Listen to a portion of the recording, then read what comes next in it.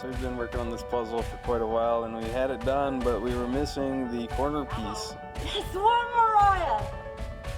I lifted up the board on the table where I'm doing the puzzle to try to find more bird feathers, and the corner piece to the other puzzle was on there.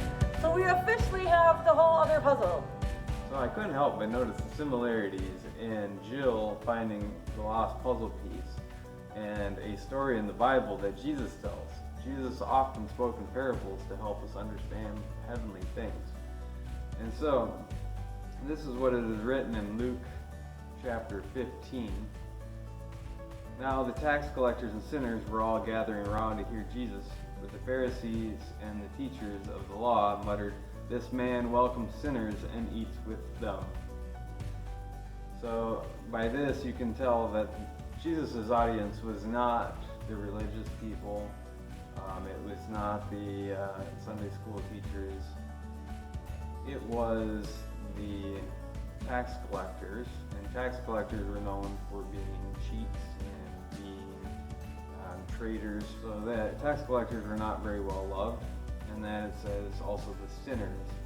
So those who were not doing a very good job of following all the Jewish religious laws and all the religious practices and following God. So Jesus goes on to tell this parable. It says, "Or suppose a woman has 10 silver coins and loses one of them. Doesn't she light a lamp and sweep the house and search carefully until she finds it?" So in this puzzle we have 1,000 pieces, and we had, out of the 1,000 pieces, we had one go missing. And I think, big deal, one's missing. Well, one of these puzzle pieces, if it's missing, it completely destroys the whole picture. Like, there's a hole in the picture doesn't feel right. And so with this lady who searched her house carefully, she had lost 1 coin out of 10 coins. Now, if 10 coins was her entire income for the month, that 1 coin was kind of a big deal. It's just like this puzzle piece was kind of a big deal to completing the picture. So she lights a lamp and searches the house carefully. Now, I personally, and I don't know about everybody else at Loft 180, turned all the lights on and vacuumed the carpet, which is how I found one of the 2 lost pieces, but I still couldn't find the final lost piece till Jill picked up the board here and found it underneath. So she swept her house, which is what I did by vacuuming, turned on the lights, which is what she did when she lit all her lamps. And when she finds it, she calls her friends and neighbors together and says, "Rejoice with me, I have found my lost coin." So I thought it was kind of neat when Jill found the lost piece. Me and her rejoiced, so me being Jill's neighbor at that moment in time. And then she calls up Mariah to tell the good news to Mariah. So here, this neighbor woman, they didn't have phones back then, but it says she calls her friends and neighbors together and says. So when she called her friends, like she was literally running around screaming and saying, "Hey, I found my lost coin, come and rejoice with me." Modern technology, we can just pick up the phone, right? And it goes on to say, "In the same way, I tell you, there is rejoicing in the presence of the angels of God over one sinner who repents." You've seen the excitement on Jill's face and just her glowing and going around and getting excited and calling people.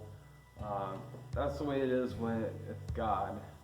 When one of us who doesn't believe in God, doesn't follow God, maybe doesn't know who God is, doesn't love God, maybe hates God, and that person comes to find God, comes to know God, comes to love God, comes to have a relationship with God, and puts their trust in God, that they follow Him, then there is rejoicing in heaven over just that one person. I haven't been to heaven. I don't know what heaven's like. I picture it as a very warm place of home, a place of belonging, a place of love, a place of rejoicing, a place of things that seem very magical, with angels flying around and whatnot, and golden streets. It's just, heavenly. And if up in heaven they care so much about one person down here, whether or not they come to know God, that they have a party up in heaven, like, that's pretty crazy. So here at Loft 180, that's our gig. Our gig is being the hands and feet of God and Jesus, being like Jesus, and going and trying to find that one lost piece, that one kid who is just struggling and is lost and doesn't know where up or down is.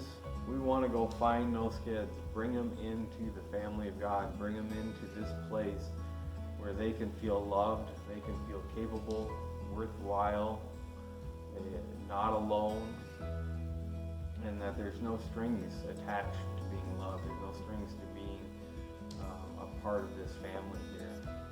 And letting them know about God so that they may come into a relationship with God, so that we may rejoice over their salvation. So yeah, thanks for watching.